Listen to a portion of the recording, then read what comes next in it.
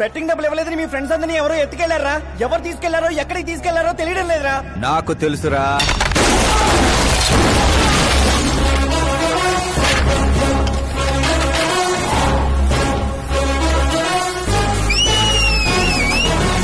ఎరా కోటింగ్ సరిపోలేదా? విజిలేస్తున్నావు. హీరోలు entrance whistle అయ్యరా? మా కోటింగ్ సంగతి సరే, మీకు బ్యాటింగ్ ఉంటుంది చూడు.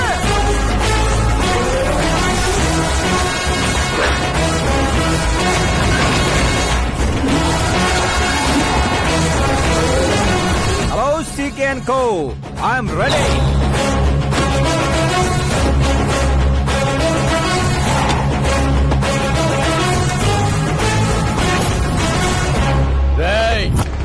ఎవడ్రా నువ్వు?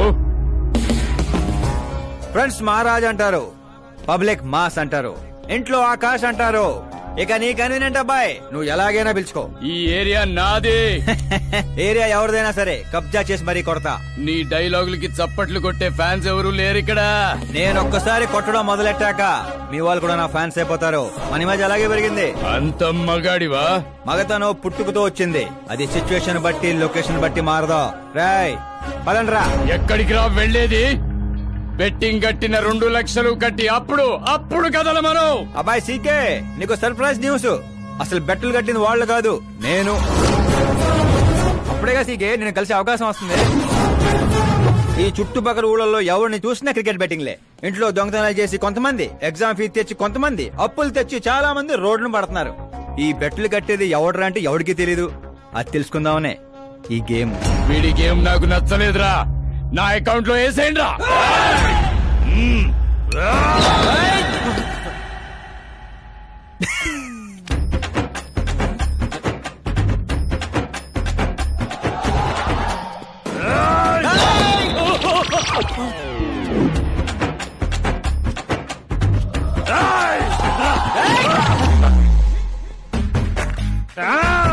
అన్నా ఏంటన్నా ఇడు?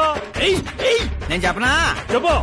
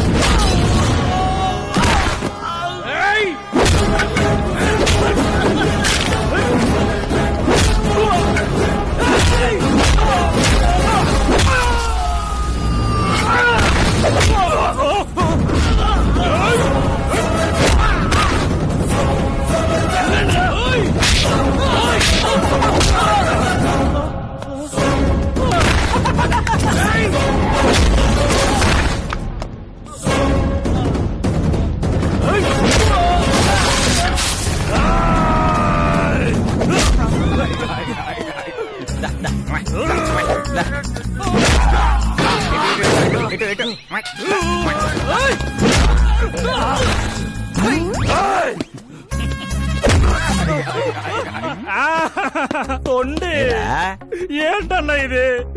ఎక్సర్సైజ్ చేస్తావు, ఏడిపిస్తావు, నవ్విస్తావు. అసలు నీ క్యారెక్టర్ ఏంటన్నా? గడ్డి మోపు, అసలు మన క్యారెక్టర్ కి డెఫినేషనే లేదు. ఎప్పుడు ఎలా ఉంటానో నాకే తెలీదు. నేను క్లైమేట్ లాంటి అప్పుడప్పుడు చల్లగా ఉంటా, అప్పుడప్పుడు వెచ్చగా ఉంటా, అప్పుడప్పుడు వణికేస్తా. వాణ్ణి చంపేస్తావా? వదిలేరా బాబు, ఇవాటి నుంచి బెట్టింగ్లు వదిలేస్తా. ఉంటాను రాబాయ్.